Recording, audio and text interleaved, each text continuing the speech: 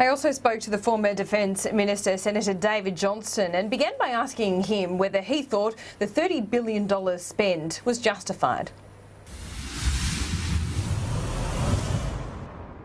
I, for one, want to say that defence for a trading nation like us, and bear in mind that Japan, South Korea and China depend very much on Australia for their energy needs, we must, as a priority, secure our region so that we can secure our trade routes and show that our customers that we are prepared to support the fact that we want to be a reliable supplier of vitally needed resources, particularly energy resources.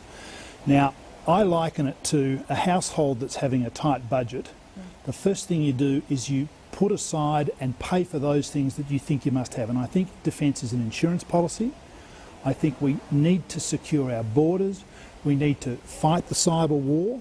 We need to protect our intellectual property. And I think we need to make sure that we have a capable Air Force, a capable Army, and particularly a capable Navy. Now, I think those things are just got to be done. No matter what the state of the budget, they've got to be done.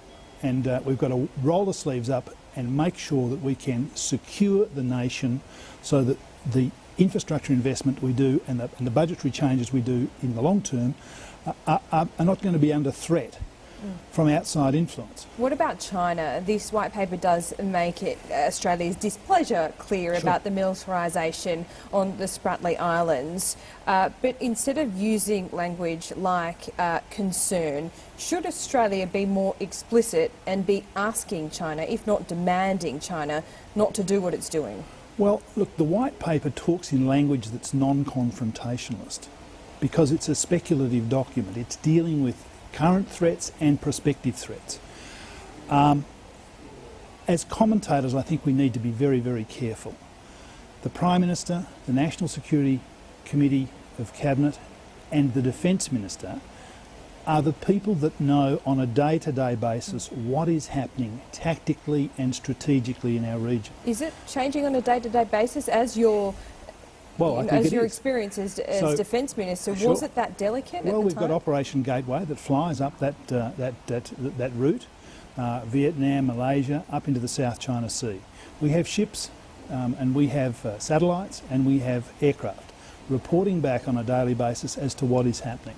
And then there's the interaction at a diplomatic level, so the Foreign Minister is involved.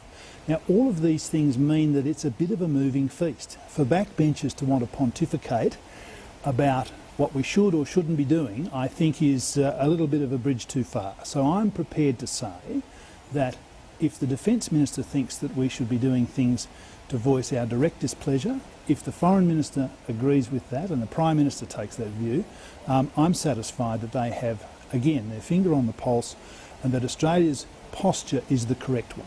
I hate to bring up the canoe incident, but the ASC not being equipped to build a canoe was the language you use in the full flight and theatre of Parliament. What happens now is it looks like that a substantial amount of our military capability will be built by the ASC and a fair amount of that will be done in Adelaide. Are you comfortable with that? Oh, very comfortable. The white paper and a lot of the commentary around the future of our maritime long-term construction caveats the fact that this expenditure must be done efficiently. Now, what I want to see, and firstly I want to see the government commit. We've committed in this document. It's a promise. It's a very good promise, such that the onus is now on the Labor Party to say whether they'll agree in a bipartisan way to use this as the template into the future. But 12 submarines being built is virtually an open-ended build.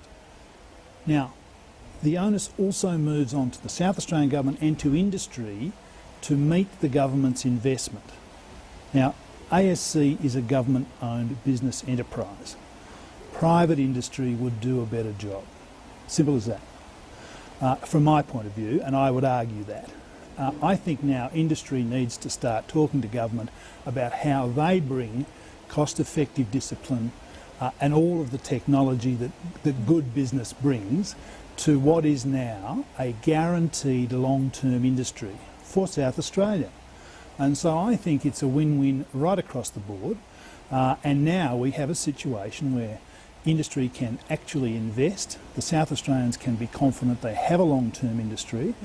And the parochial side of me is not so much concerned about where the offshore patrol vessels are being built. I'm just thankful they're being built. And we get the show on the road, because Navy is going to be needed. I mean, we had 50,000 people and 800 boats, and our Armidale-class patrol boats were put under enormous pressure. But as a West Australian, you don't think that the offshore patrol vessel should be built in Western Australia? I do, but I'm more thankful that there'll be a tender process. You know, I think we have some shipbuilders in Western Australia who'll be very hard to beat, may I say. However, I want to see the process go forward in a probity-laden way. And I think that, you know, if we're good enough in WA, we'll win the deal. But the bottom line is that the big construction items, submarines highly technical, big expense, the documents set out more than $50 billion for acquisition, are going to be done in South Australia. Now, South Australia can celebrate momentarily, but they then need to start training people, understanding the infrastructure that's required for that, looking at the significant social changes that an industry of this magnitude will mean to Adelaide. It brings with it joy, but also concern. And so I think it's a fabulous result for South Australia. It's a fabulous result for the Defence Force.